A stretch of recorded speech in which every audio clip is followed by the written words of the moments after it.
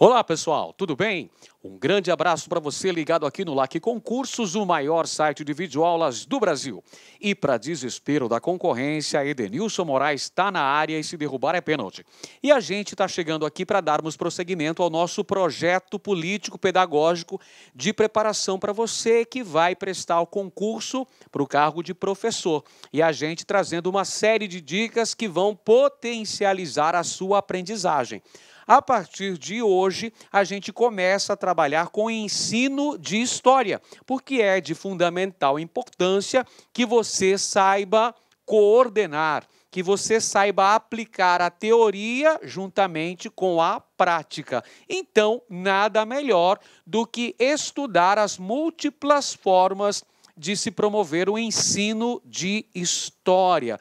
Aliás, esse é um tema que costuma ser bastante abordado, um tema bastante recorrente nas provas de concurso público, até porque existem variadas pesquisas acadêmicas que vão trabalhar sobre este determinado tema. Então vamos lá, pessoal, vamos começar a falar sobre o processo ensino-aprendizagem.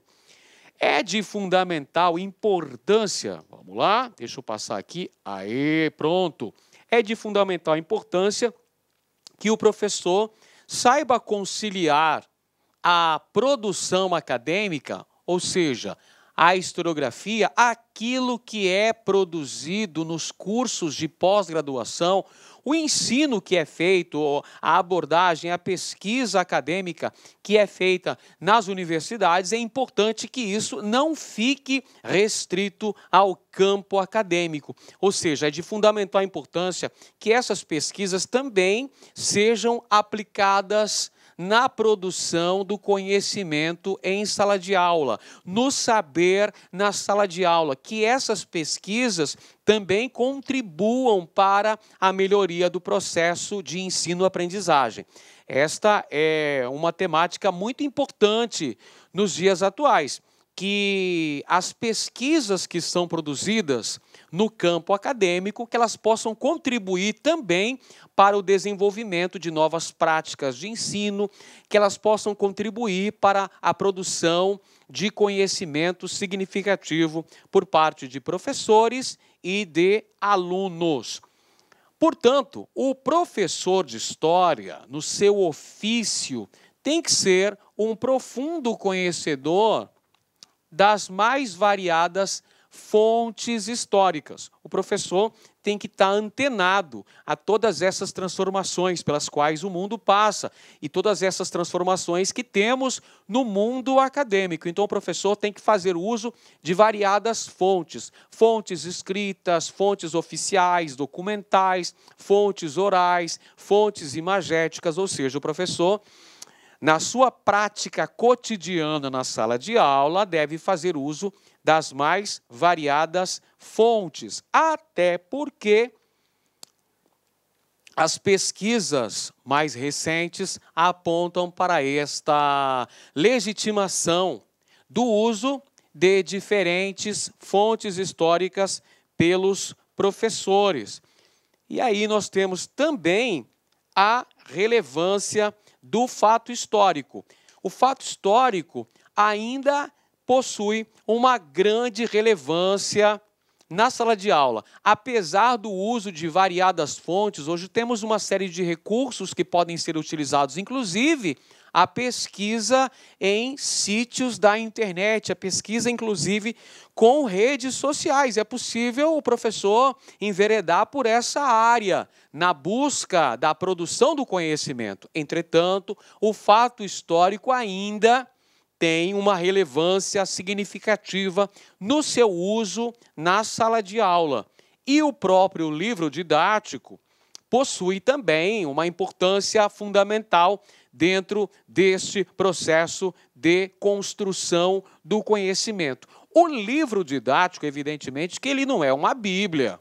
O livro didático, é evidente que ele tem defeitos, mas é uma ferramenta importante a partir da qual o professor pode enveredar por uma série de caminhos, mas o livro didático continua sendo um instrumento muito valioso na prática diária da didática, da metodologia, da teoria, da própria produção do conhecimento em sala de aula. Então, apesar de outros recursos que podem ser usados pelo professor, o livro didático continua tendo a sua importância.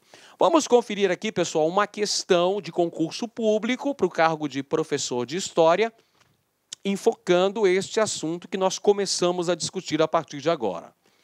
Segundo Klaus Bergmann, refletir sobre a história a partir da preocupação da didática da história significa investigar o que é aprendido no ensino da disciplina. É a tarefa empírica da didática da história. O que pode ser apreendido é a tarefa reflexiva. O que deveria ser aprendido é a tarefa normativa. Isso significa dizer que na discussão da natureza e das dimensões do saber histórico escolar, é preciso considerar as múltiplas faces desse saber, desde os planos de prescrição até as representações difundidas a seu respeito e os efeitos da consciência histórica dentro e fora da escola, sem desprezar os processos objetivos de apreensão do conhecimento histórico pelos alunos e a construção de conceitos dele derivados. Os livros didáticos se apresentam como uma das mais importantes formas de currículo semi-elaborado, que nasce a partir de distintas visões e recortes acerca da cultura. Muito bem, pessoal. Aqui nós temos uma citação bastante grande, que foi extraída da obra O Livro Didático de História Hoje, um panorama a partir do Programa Nacional do Livro Didático, de Sônia Regina Miranda e Tânia Regina De Luca. Muito bem, falando sobre a tarefa do professor no que tange a preocupação da didática da história, na produção do conhecimento, na investigação do que é realmente aprendido e apreendido pelo aluno, na lida diária do professor, ou seja, na sua metodologia em sala de aula. Vamos conferir então agora os itens da questão. Considerando o texto como referência inicial e os aspectos inerentes ao ensino de história, julgue os itens seguintes. Vamos ao primeiro item. Ante o avanço da historiografia e a necessidade de que a sala de aula não esteja à margem de um mundo em contínua transformação, o professor de história, de todos os níveis de ensino, precisa saber lidar criticamente com as mais diversas fontes. Então, nós temos aqui uma questão que é de certo ou errado, questão elaborada pela banca CESP, é neste modelo, falando sobre o processo de ensino-aprendizagem. Estamos falando aqui de ensino de história. Então, esse primeiro item fala que o professor deve, na sua lida cotidiana, juntamente com os seus alunos, promover uma análise das mais diversas fontes. Essa afirmação está correta. Falamos aqui na aula que o professor deve fazer uso, deve lançar mão das mais variadas fontes para que a sua tarefa metodológica, o seu processo de construção do conhecimento alcance resultados significativos, ou seja, que esse processo tenha êxito. Verdade, essa primeira afirmação. Segunda afirmação.